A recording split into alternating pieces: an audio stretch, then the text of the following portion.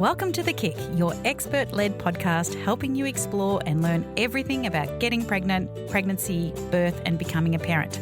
On the podcast and our online pregnancy program, Grow My Baby, we share my experience of helping more than 4,000 babies to be born. And our experience of running a women's health clinic and parenting 4 boys. We're here to help everyone to feel empowered in pregnancy and birth with real-life practical information. Welcome everyone, I'm Brigid Maloney. And I'm obstetrician Dr. Patrick Maloney. And today we're in a brand new studio. It feels good, doesn't it? Great, isn't it? Yeah, well, it's out in the country a little bit more.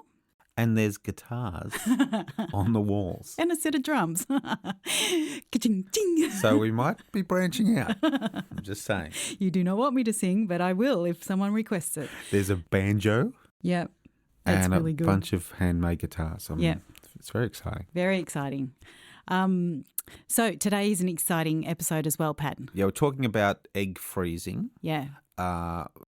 When you should, why you wouldn't. Does it work? Yeah. Because it is a question that is on the lips of lots of people because, you know, we're having our babies later. Yeah. We're finding our partner later. Maybe we want to go it alone, but we want to do that later. So, yeah, let's dive into all those things. But first, I want to ask, Pat, why would someone consider to do this? Well, I think that the main reason is somebody who, you know, really wants to have children and feels like they're getting to a point perhaps in their 30s where there's a decline in egg number and egg quality, or that they think that by the time they get to that point that there might be, you know, a problem with those things. And how would they know that there's a problem with, say, egg quality or quantity? Well, you can't really know. There are various tests that can be done, AMH levels and so forth, but those things are not terribly useful. What we really need to know is what are the goals of that individual woman. How old is she? Is she currently in a relationship? How many babies does she want to have? And sometimes these are things that people know about already and are pretty clear about, and other times they're you know, in terms of that, how many do we want? They're not so sure, especially if we're starting with someone who's outside of a relationship. Yeah.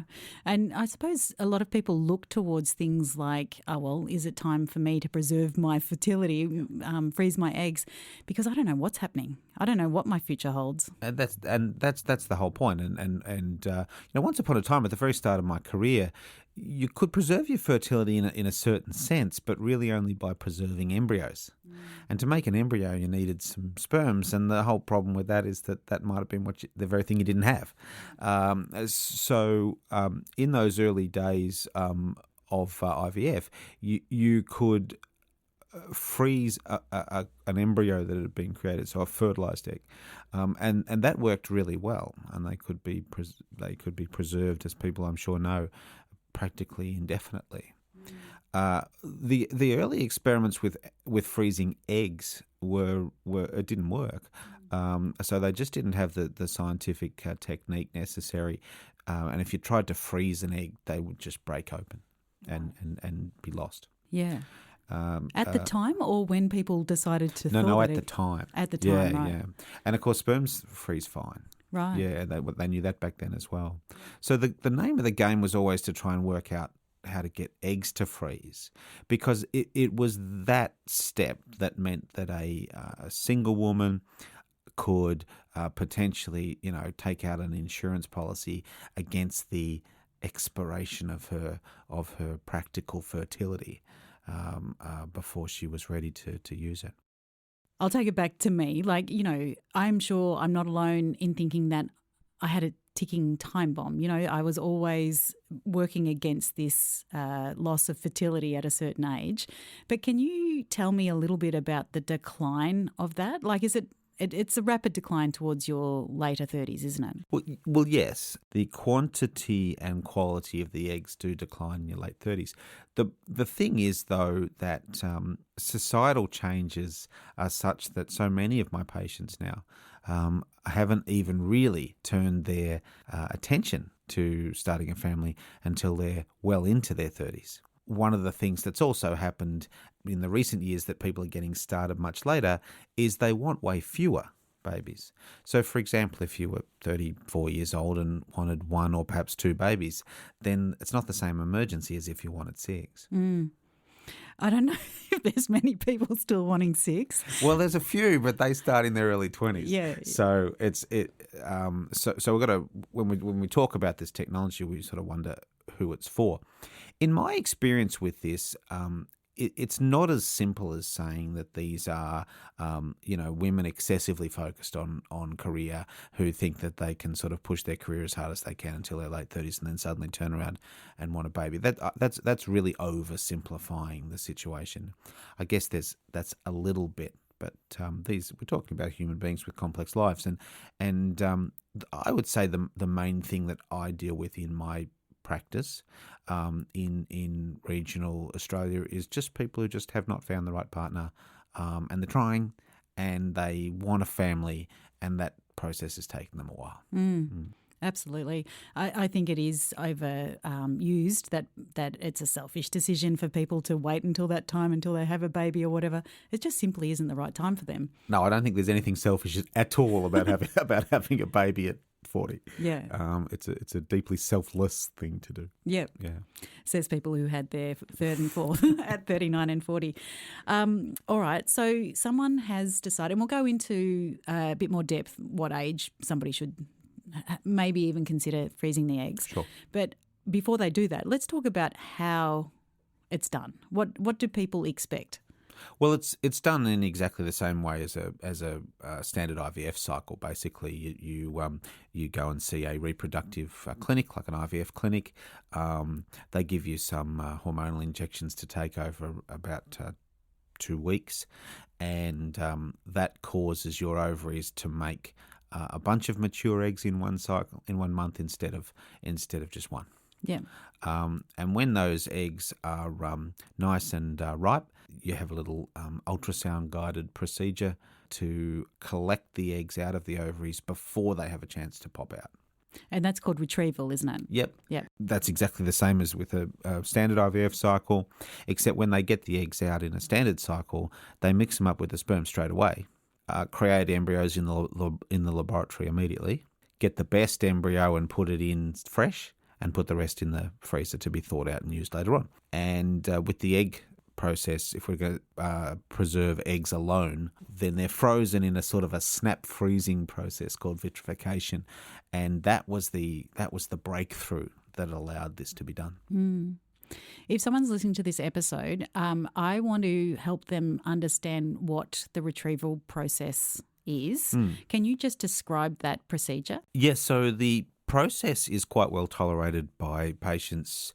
You come in on the right day when the IVF people have determined that the eggs are ready to go, and under some sedation, an ultrasound probe is put into the vagina, just like a transvaginal ultrasound that we might use in gynecology.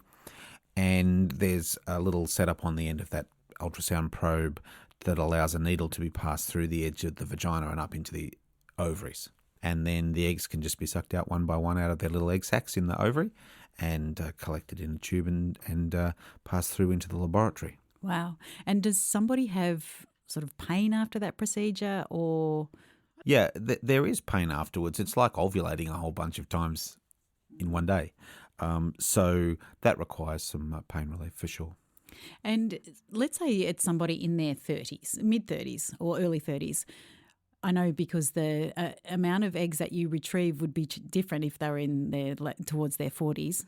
But what would you expect? What's a good retrieval rate? Look, it varies enormously compared to the woman's age and the hormones that she's been given. You can sort of tell in advance how many you expect to get off ultrasound, but to get 10 to 15 would be terrific, bearing in mind that they won't all be suitable for freezing. They won't all freeze efficiently. They won't all be genetically normal. They won't all unfreeze at the end of the day. So, Patty, before you mentioned once upon a time it was that they would freeze embryos and embryos could freeze.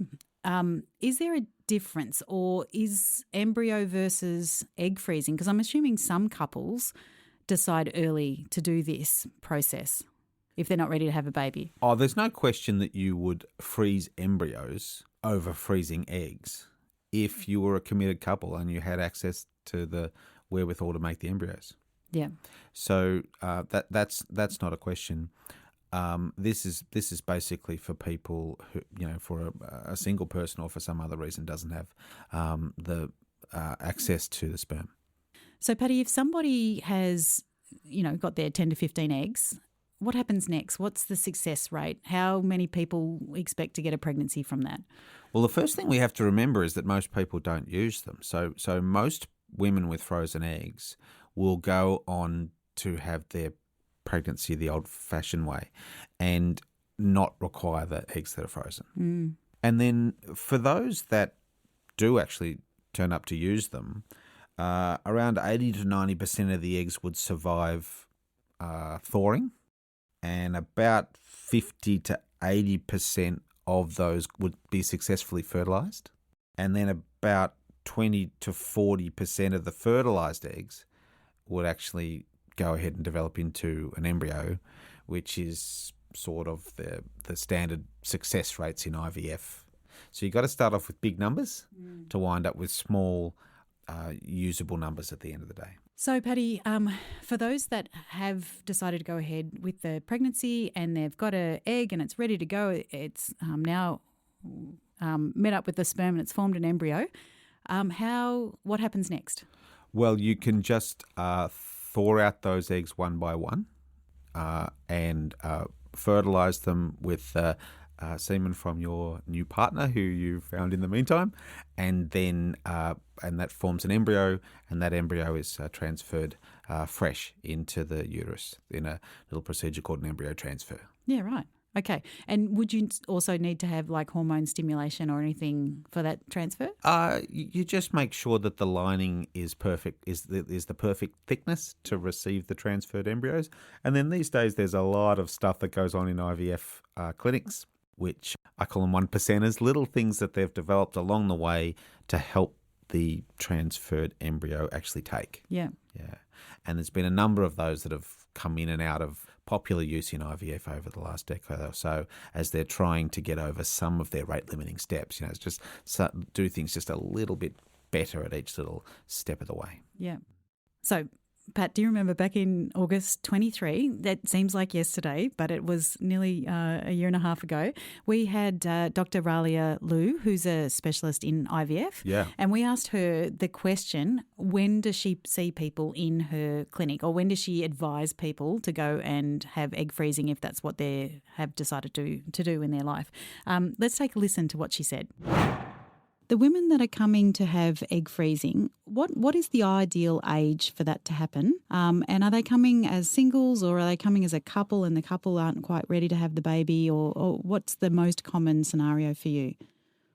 The most common scenario is women coming as either singles or in a relationship not yet committed to parenthood. But couples do sometimes come together and consider both egg and embryo banking.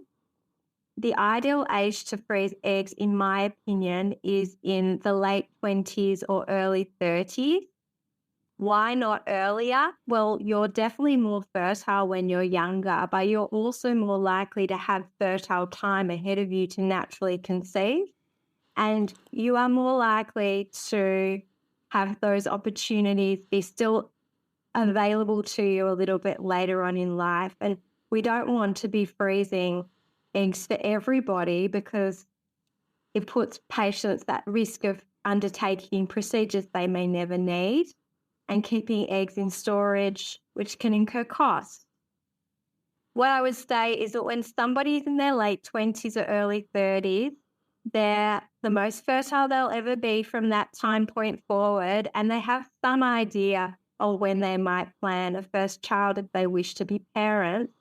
And they have a better notion of how useful having a supply of frozen eggs as an asset will be for them.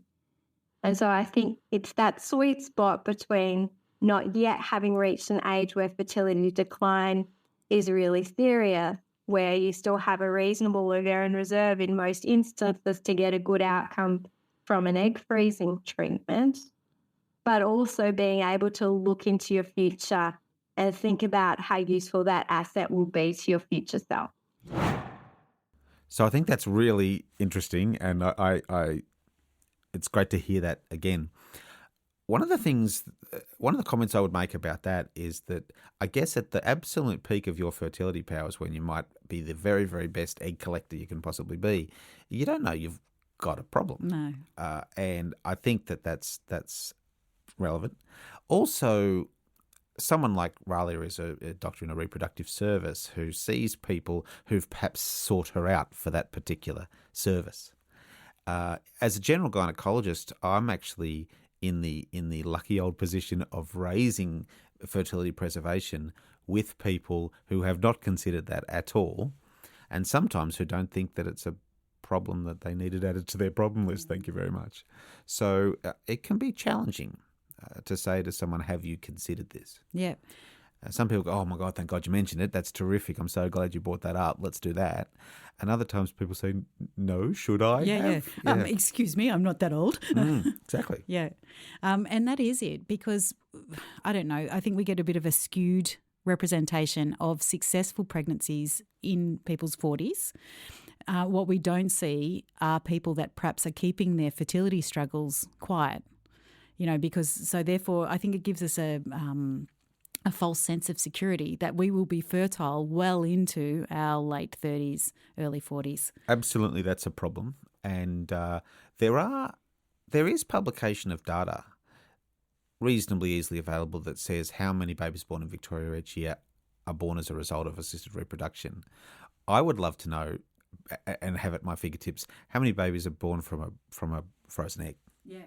Not a frozen embryo as part of an IVF cycle to a couple experiencing a fertility problem, but how many are born from a woman who's 33, wants 3 babies, thinks she's running out of time, freezes her eggs because she's single, meets a partner, uses those frozen eggs, and has her babies that way. Yeah. I haven't seen that data. All right. So, if we follow Ralia's advice and maybe, late 20s or early 30s, we're thinking about having our eggs frozen, like it's a pretty costly thing to do. It is costly. So I thought what we could do now is I did a bit of research, different IVF clinics. I've got a rough estimate of what it costs, and what people have to be really aware of is often what they're quoted on, say, a website is just about the process of freezing eggs. Yes. They're not adding things like the daybed hospital, the anaesthetist, the storage costs, the medication costs. Yeah. So or even just going to see the doctor at the clinic for the very first visit. Yeah. They tend to quote in terms of how much a cycle costs, and that involves mostly the laboratory costs. There are other costs. Yeah. So for all up, I think it's about $7,500 with an ongoing storage fee of about $550, $600 per year. Okay. Yeah. So we watch one of those doctor shows. People might find this surprising, but we watch a lot of medical shows like House. And one of the doctors, remember her parents had said, we will pay for you to have your eggs frozen. And she was shocked. She was like, firstly, I'm not of the age that I should be even worrying about my fertility. Why are you wanting me to go and pop out babies? I've got this big career, don't you know? And then she came back to it and said, no, actually, it was a really good idea. What are your thoughts, Dr. Pat? If a parent said, I will pay for you to have your eggs frozen, do you think it's worth it? I think it's a brave parent who would bring it up. Yeah. But if you knew that was an issue within your family, then I guess why not? There's certainly, they're biggish figures. It's common in Australia for grandparents to pay for things that the current generation might be priced out of. Yeah. Oh, we're seeing that in the clinic, aren't we? We're seeing a lot of antenatal care being paid for by the grandparent. We do. So I guess this is no exception. Yeah. All right. So people might also ask, hang on a minute, can Medicare pay for any of this?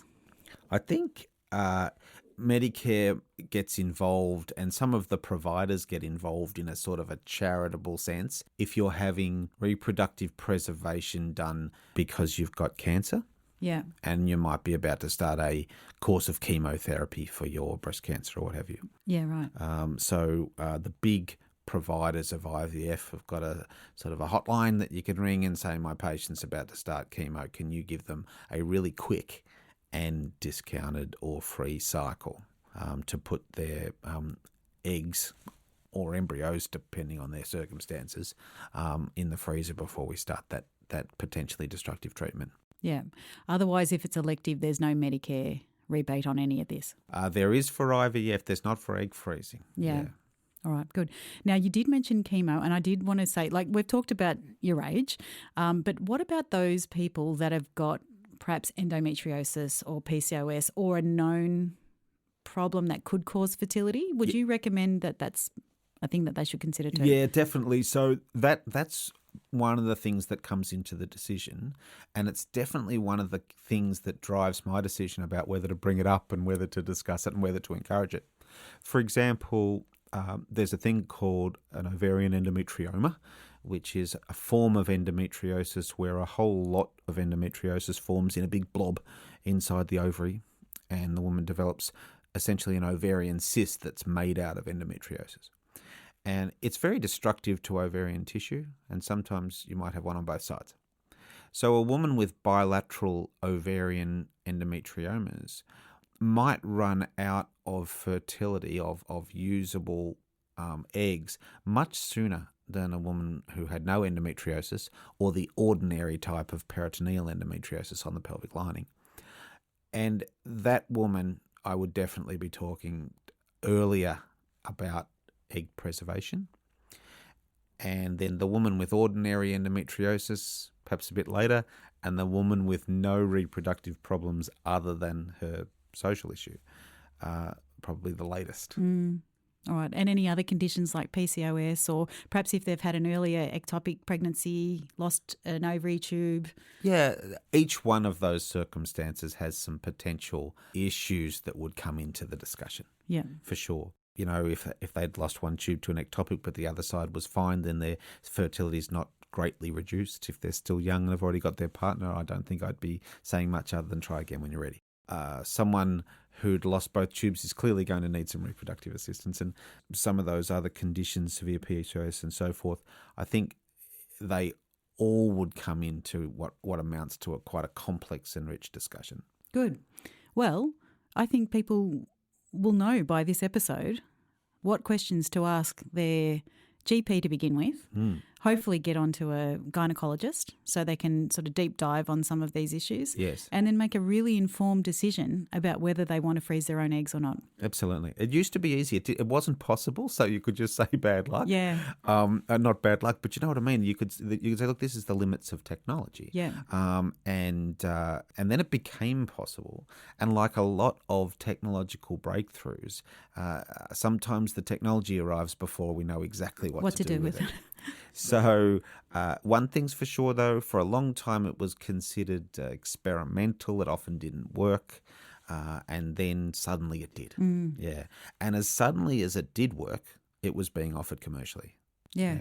So there's Kate Stern is a leading reproductive professor in Melbourne who I remember getting up at a conference and saying, just the take-home message for your patients is this is no longer experimental. Yeah. It's real. It works.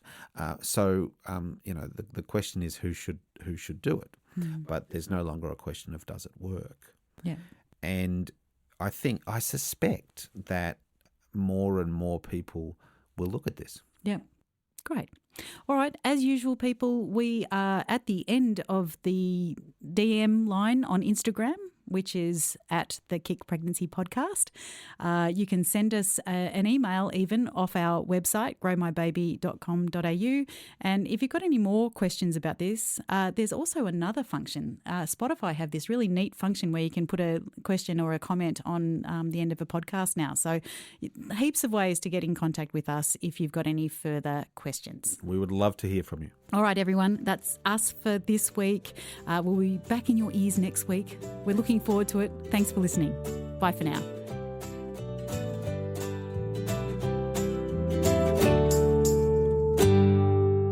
Hey, Even though Dr. Pat is, well, a doctor, and we get lots of other doctors and other experts on our podcast, I just need to remind you that this podcast is for informational purposes only.